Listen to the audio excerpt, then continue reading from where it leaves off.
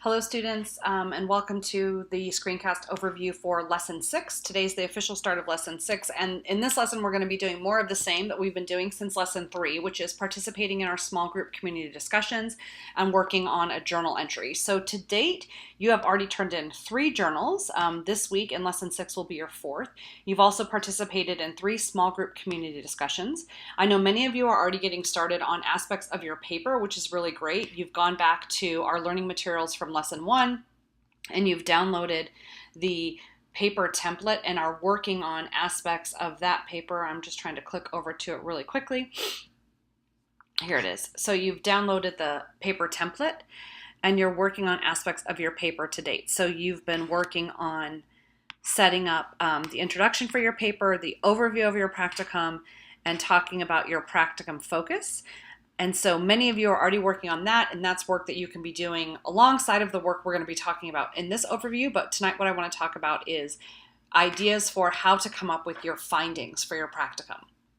And so as part of this week's work that you can do on the side, it's not anything you have to turn into me, but I would encourage you all in this lesson 6 to start going through and reviewing your data, and that could consist of your journals, anything that you've posted in the discussion board, and also any other artifacts you've been collecting, and thinking about what are some emerging findings that are coming to mind, because what's coming up next week is your practicum presentation, which is due on Wednesday the 25th, and then the following week in lesson 8 on May 5th, your practicum papers due. So now is a great time with 3 journal entries, 3 small group discussions under your belt to go through and start looking at your data and thinking about what findings are emerging in relation to your practicum focus. And so I've just put together a quick little PowerPoint presentation, and I want to talk you through some of the ideas that we have about how to come up with emerging findings for your focus. So it's kind of a 5-step process, and some of this can be more cyclical, especially like steps 2, 3, and 4. You can go back and keep, doing this for the next week or so. But really it starts with rereading your focus and centering on what is it that you attempted to accomplish in this practicum. And then brainstorming a list of possible findings that are emerging, going back and coding your journals in relation to those emerging findings, starting to sort your findings, and then deciding on which findings do you want to use for your paper. And so step number 1 is to go back and review your practicum focus. So you can find your focus on either the contract that you submitted in lesson 1, or remember in each journal every week, you have listed your focus. And so here's an example of one of our students' focuses in the class, and you can see that it's actually 2 different foci. So one would be the impact of designated ELD lessons. So what happens when I, designate time for ELD instruction? And the other practicum focus that this person had was, what are the effects of implementing the interaction component of PSYOP into my content area instruction? And so if I was the student and this was my focus, when I get to the next step of brainstorming, I'm actually going to have 2 different brainstorm lists. One's that relates to my first focus of the impact of designated ELD lessons, and another brainstorm list that deals with the effects of implementing interaction. So the first step to this process of coming up with emerging findings is to just revisit your practicum focus and have that clear in your mind. Okay, so then step number 2 is to brainstorm any finding at all that you think you've come up with based on your focus. And so this is really sitting and reflecting and thinking about your practicum experiences to date. Don't go back to your journals just yet. Just sit down and brainstorm. Some people do this through writing separate findings on different Post-it notes. Others will maybe do like a bubble map or a circle map and just list every idea that they have in relation to their focus so far. But the idea is to just put down any ideas that you can come up with from the get-go that are important and that you think might play a part in your practicum focus. So if your ideas were, what happens when I designate an ELD instruction time for my first graders, then you want to start making a list or generating all the ideas that you think, okay, well, what did happen? I've had 3 or 4 weeks under my belt of implementing designated ELD time. What am I noticing? What are my emerging findings, right? And don't limit anything at this stage. List all your ideas. There are no bad ideas. Just keep listing everything that you think of in terms of an emerging finding.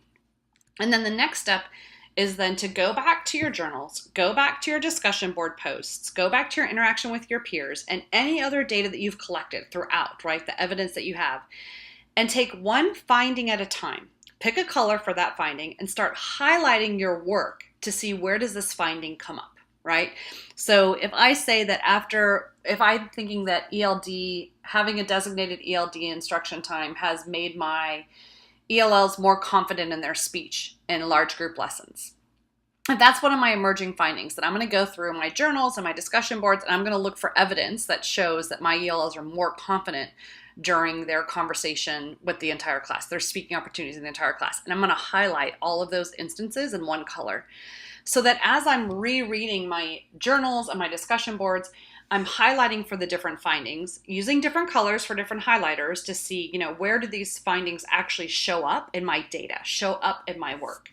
And it's really important to then review, once you've gone through and you've highlighted all the possible findings that you think you might have, then go back and read everything that's not highlighted, right? And look for areas of your work, your journals, your discussion board prompts that you haven't already categorized based on an emerging finding. And ask yourself, is there something that I've missed, right? And these blank spaces and these ideas that haven't been color-coded, is there a finding that I didn't already think of?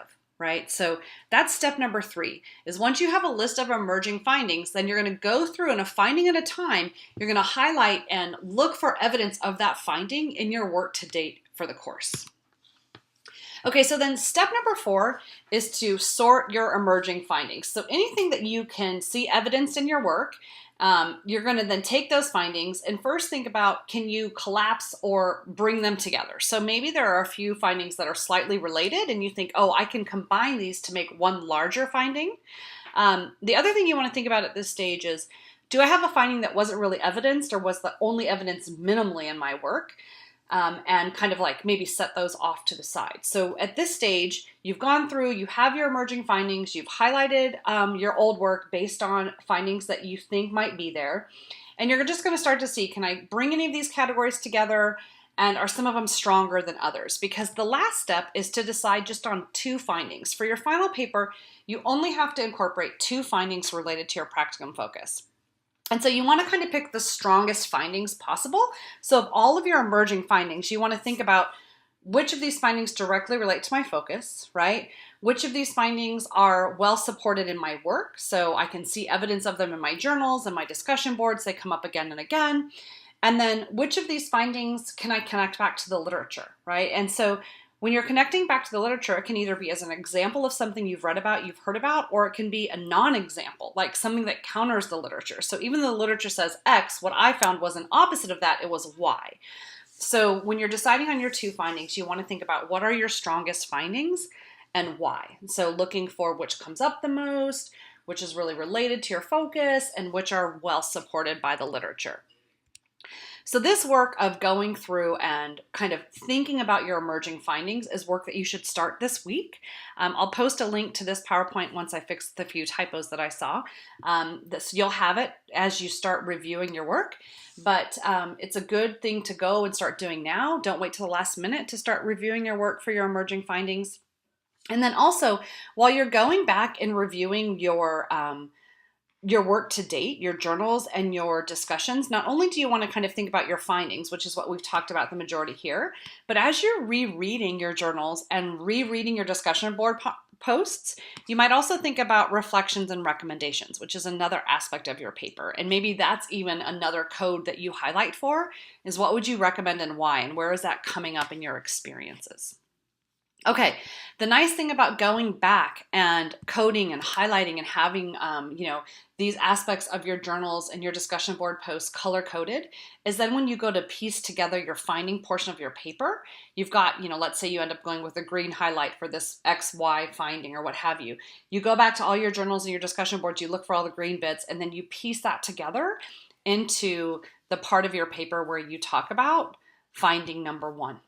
Right? And so you have all that data there, and it's well organized and it's highlighted and it's easy to pull together, because at the point when you get to writing your final paper, it should really be about taking work so far in the course and combining it to be your new paper for the end of the class. It shouldn't be a lot of new writing. It should be more of like wordsmithing, cutting and pasting, and piecing together ideas that you've already written about. Okay, the last thing that I want to say is that if any of you would like to set up a time to talk through your kind of data analysis, you're going through and looking for your emerging findings, I'm happy to Google Hangout, I'm happy to talk on the phone, whatever you'd like. So this is kind of like side work that needs to be happening off in the distance at the same time that you're participating in your community discussions this week and also submitting your journal number 4. All right, please reach out if you have any questions. I look forward to hearing from you guys.